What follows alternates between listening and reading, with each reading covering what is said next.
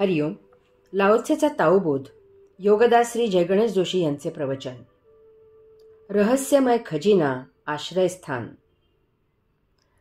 Laozi या मूलभूत गूढ आणि रहस्यमय असलेल्या ताओचे आणखी रहस्य सांगतो की ताओ रहस्य सज्जन माणसाचा खजिना आणि दुर्जन माणसाचे अभय आश्रयस्थान आहे.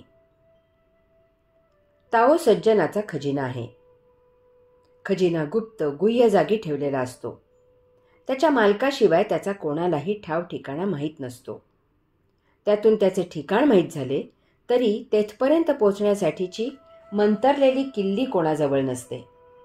त्यामुळे जागा माहीत होऊनही काहीही उपयोग होत नाही. यामुळे खजिना कोणालाही लुटता येत नाही.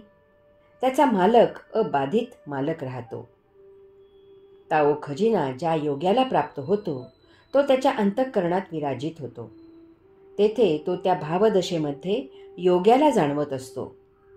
परंतु तरीही त्या ताओ भावदशेचे तो वर्णन करू शकत नाही. पूर्ण दिग्मुढा अवस्थेत तो विस्मयकारक अवस्थेत केवल स्थितीत आनंदात असतो. योग्याच्या वर्तनावरून त्याच्यातील बदल इतरांना जाणवतो. तरीही तो बदल कोणालाही माहीत होत नाही, कारण कोणालाही कोणाच्या अंतःकरणात उतरता येत नाही. त्यामुळे ताओ तत्वज्ञानाने त्या योग्याला नक्की काय ज्ञान झाले आहे, त्याच्यात झालेला आमूलाग्र फरक नक्की कशामुळे झालेला आहे, ते इतरांना समजायला काहीही मार्ग असत नाही. ते ज्ञान कोणी पुस्तक वाचल्यासारखे घेऊ शकत नाही. ताओ रहस्य हे शेवटपर्यंत रहस्यच राहते. हा ताओ खजिना त्याच्या मालकाला योग्याला फार उपयुक्त असतो. त्याचा वापर करून योगी योगधामाची यात्रा करतो. तसेच या खजिन्याद्वारे योगी कोणालाही या विश्वात भौतिक खजिन्याने मिळवता येत नाही अशी दुर्मिळ वस्तू मिळवतो, आणि ती म्हणजे परिपूर्ण समाधान, सदानंद, पूर्णानंद, कैवल्यानंद. ताओ दुर्जन माणसाचे अभय आश्रयस्थान आहे.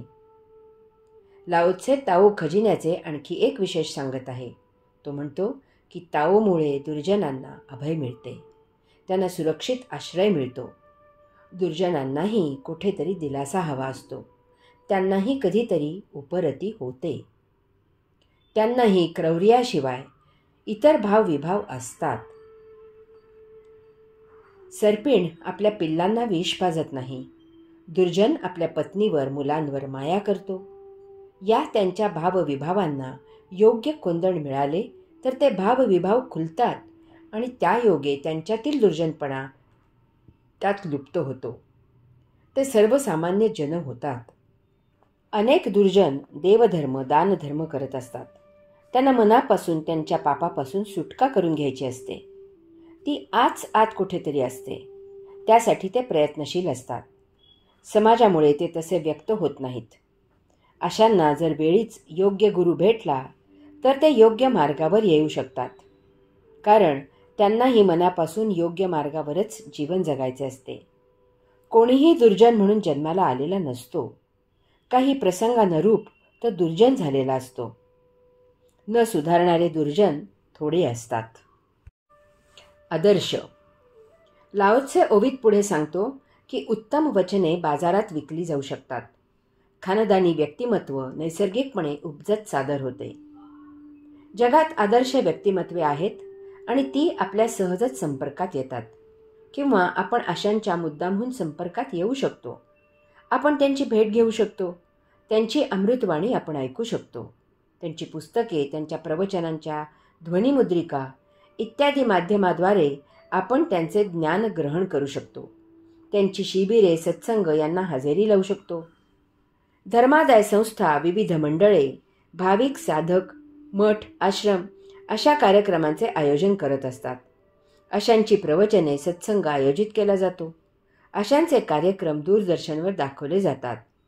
काही वाहिन्या या अशा कार्यक्रमासाठीच वाहिलेल्या आहेत. त्या एवढेच दाखवतात. इतर छछोर कार्यक्रम अशा वाहिन्यांवर दाखवले जात नाहीत. अशा प्रकारे आध्यात्मिक ज्ञान आता या आधुनिक युगात प्रसारित होत असते. माहिती क्षेत्रात फारच प्रगती झालेली आहे. नेटवर तर जगातील बहुतेक बऱ्याचशा गोष्टी उपलब्ध आहेत. आता हे सर्व आपल्याला आपल्या जवळच्या ठिकाणी तसेच स्वतःच्या घरी बसूनही मिळू शकते. व्यवस्थित निरीक्षण केले असता आपल्या लक्षात येईल की आदर्श व्यक्तिमत्वे आपल्या आजूबाजूला सहजच वावर करत असतात.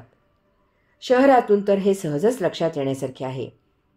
एखाद्या घरगुती समारंभाला, एखाद्या जाहीर कार्यक्रमाला, रस्त्यामधून जाता येताना इत्यादी प्रकारे अशा आदर्श व्यक्ती आपल्या संपर्कात येत असतात.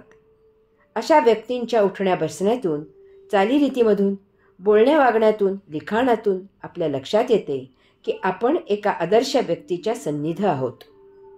त्यांच्याकडून आपण निरीक्षणाने आणि पूर्वपुण्याईने भाग्य असेल तर प्रत्यक्ष सहवासातून बरेच काही शिकू शकतो. आपण जे पाहतो, ऐकतो, वाचतो त्याचा आपल्यावर कळत नकळत परिणाम होत असतो. काही गोष्टी गप्पिष्ट लोक आपल्या कानात ओतत असतात. त्याचा हलक्या कानाने कधीही स्वीकार करायचा नसतो, तर जागृत राहूनच अशाचा स्वीकार करायचा असतो. हेही सत्य आहे की यापैकी बहुतेक गोष्टी ह्या त्याज्य असतात, दुर्लक्ष करण्याच्या लायकीच्या असतात. अशा गोष्टी त्या सांगणाऱ्यांकडे खुबीने दुर्लक्ष करून सोडून द्यायच्या असतात. काही चांगले निरीक्षण केले तर त्याप्रमाणे आपणही असावे असे वाटते आणि त्याप्रमाणे आपल्यात बदल व्हायला आपल्याकडून सुरुवातही होते. तसेच अर्थातच काही वाईट निरीक्षण केले तर त्याप्रमाणे आपण असू नये असे वाटते आणि आपण अशा गोष्टी करणे कटाक्षाने टाळायला सुरुवातही करतो. यास्तव तुम्ही निश्चयाने साधक व्हा. साधना आपोआप सुरू होते आणि सिद्धी केव्हा प्राप्त झाल्या ते समजतही नाही. हरि ओम.